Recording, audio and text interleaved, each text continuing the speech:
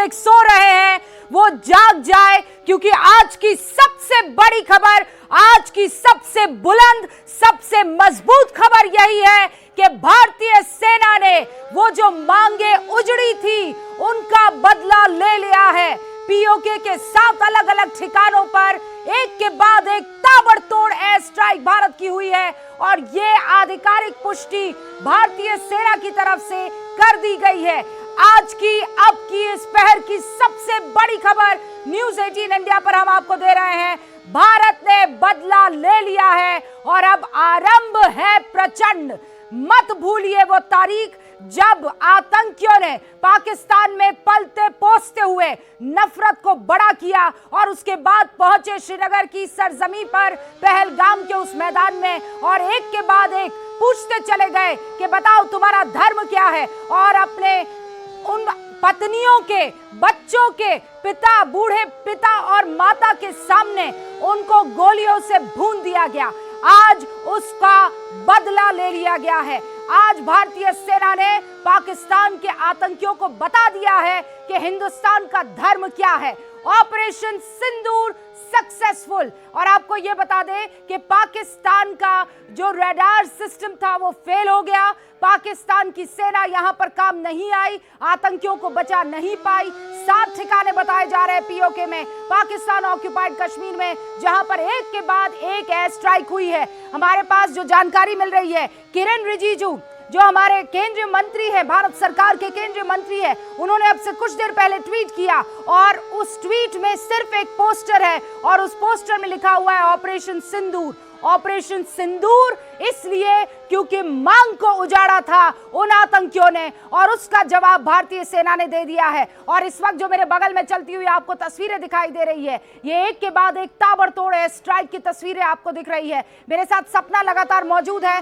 सपना वहां कश्मीर में है, कई दिनों से लोगों से बातचीत कर रही है और इसीलिए सपना, अभी भारत में बहुत लोग सो रहे होंगे, लेकिन भारतीय सेना को यह पता था कि कब, कहां, कैसे, क्या स्ट्राइक करनी है और वो हो चुकी है।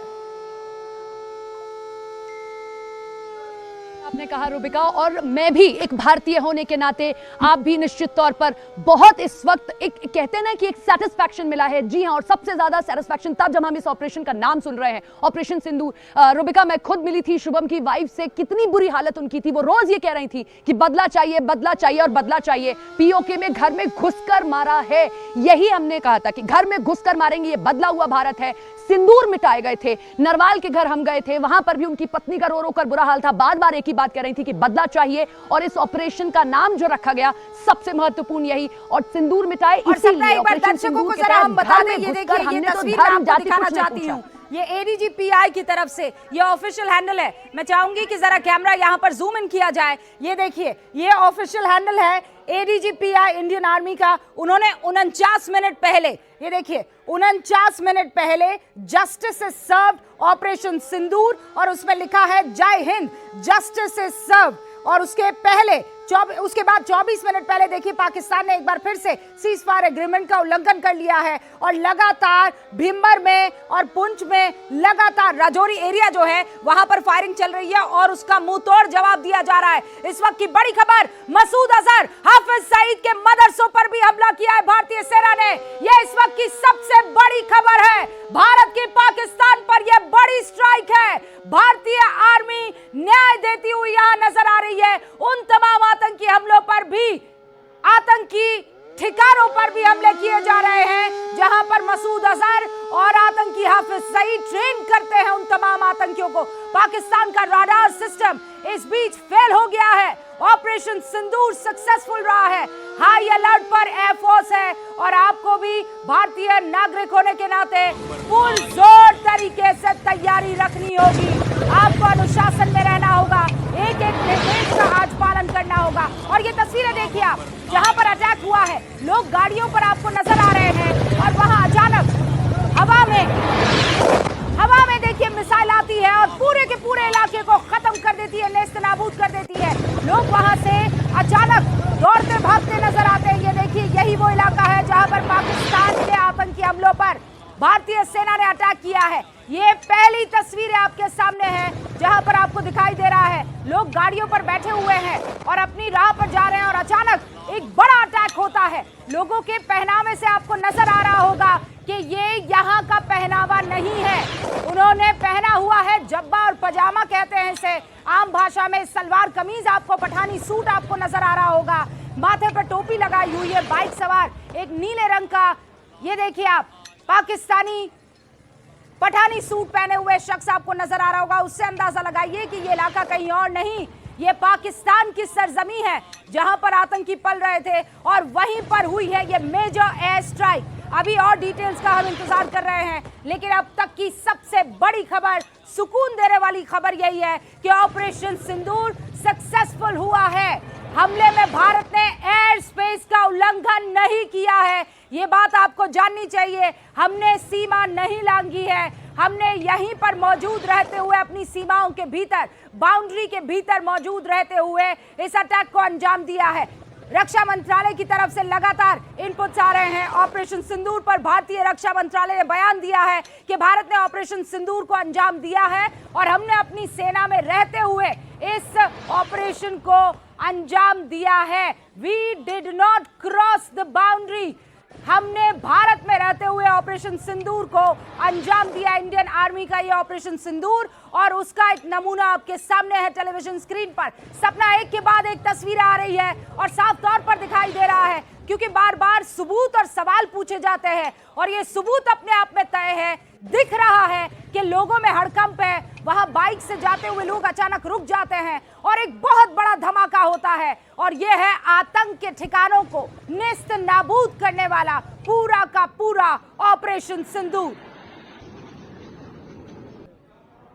हमारे साथ इस वक्त मेरे सहयोगी भवानी जुड़ चुके हैं। बस मैं आ रही हूँ, सपना आपका रुख कर रही हूँ। भवानी, क्या इनपुट्स आपके पास इस वक्त आ रहे हैं? देखिए रूबिका, ये इंतजार किया जा रहा था, 15 दिन का इंतजार पूरा हुआ, लेकिन अभी जो 9 आतंकी ठिकानों पर अटैक किया उसमें से एक खास है, वो है बहावलपुर। वो ठिकाना जैश का मुख्यालय माना जाता है, जहां से जैश ए मोहम्मद का जो आतंकी नेटवर्क है वो चलता है।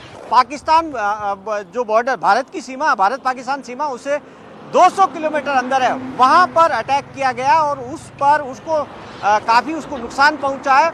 और ये इसलिए खास अहम है रूबिका, क्योंकि हमास की मीटिंग इसी जैश के मुख्यालय पर कुछ महीनों पहले हुई थी। उसके बाद में पीओके में रावलकोट के अंदर हुई और जो ये आतंकी हमला जो पहलगाम में हुआ था वो उसी हमास की स्टाइल में, जो इजराइल में हमला हुआ था उसी स्टाइल पे हुआ। इसलिए भारत ने पीओके के अंदर जो आतंकी ठिकाने हैं उसके अलावा जैश, क्योंकि लश्कर और जैश दोनों को निशाना बनाया गया, क्योंकि पीओके के अंदर जो ज्यादातर आतंक टेरर कैंप है वो एलईटी के थे, लश्कर तोयबा के थे। और राजस्थान की बॉर्डर से सटा हुआ जो जैश का मुख्यालय है, जैश का सबसे बड़ी आतंकी फैक्ट्री मानी जाती है। ये आतंकी फैक्ट्री इसलिए है कि यहीं पर सबसे पहले पाकिस्तान के अंदर जो एलिमेंट्री ट्रेनिंग है आतंकी यहाँ दी जाती है। तो भवानी, आप ये कह रहे हैं कि पाकिस्तान की सीमा में अगर आप दाखिल होते हैं उससे 200 किलोमीटर अंदर ये जैश ए मोहम्मद का हेडक्वार्टर है, जहां पर हमास की बकायदा वहां पर मीटिंग हुई थी, हमास के आतंकियों की और जैश ए मोहम्मद के आतंकियों की। वहीं पर एक ठिकाने को, उन 9 ठिकानों में से ये एक ठिकाना जहां पर हमला किया गया है। जी हाँ, बिल्कुल 9 में से एक है ये और खास है, चुनिंदा। देखिए कि टारगेट जो चयन किया था वो काफी सोच समझ कर किया गया। टारगेट वही चूज किए गए थे जहां से आतंक की ट्रेनिंग देती थी, जहां से आतंकी तैयार किए जाते थे या फिर जहां लॉन्चमेंट थे, वही सब, सारी चाहे वो कश्मीर के ठिकाने हो। पर भवानी दिखाई दे रही है। मैं और आपसे जानकारी लूंगी। अमित पांडे हमारे सहयोगी इस वक्त श्रीनगर से हमारे साथ जुड़ चुके हैं, जरा उनका रुख करते हैं। अमित, क्या क्या जानकारी आपको अब तक हासिल हो पाई है? देखिए, इस वक्त हम उत्तर कश्मीर के रास्ते में, हम श्रीनगर में नहीं है, हम कुपवाड़ा के रास्ते में उसी जगह पे जहां पर एयर स्ट्राइक हुई है। और अभी थोड़ी देर पहले रक्षा मंत्री राजनाथ सिंह का ट्वीट आया है, बहावलपुर और मुदीर के यह दो अहम जगह हैं जहां पर स्ट्राइक की गई। मतलब साफ है कि लश्कर ए तोयबा और जैश के जो हेडक्वार्टर है उनको बड़ा नुकसान पहुंचाया गया है। सबसे बड़ी खबर, सबसे बड़ी चीज इस स्ट्राइक में यही है, लश्कर और जैश की जन्मस्थली को तबाह किया गया है और अब जो सीमा पार लॉन्चिंग पैड से उनको बड़ा नुकसान पहुंचाया गया है। और इस वक्त अभी रक्षा मंत्री राजनाथ सिंह का जो ट्वीट आया, भारत माता की जय, यह उन्होंने अभी इस वक्त ट्वीट किया है जब हम आपसे बात कर रहे हैं। तो अब हर जगह से जो ट्वीट भी आ रहा है, लेकिन इन 9 एयर स्ट्राइक में सबसे बड़ी चीज यह है कि लश्कर और जैश के हेडक्वार्टर को तबाह किया गया। स्पेसिफिक टारगेट था, अक्रॉस द लाइन टारगेट था और उन्हीं जगहों से टारगेट किया गया है भारत की ओर से पाकिस्तान के ठिकानों में, जहां पर पाकिस्तान के आतंकी फैक्ट्री थी और इतने दिनों से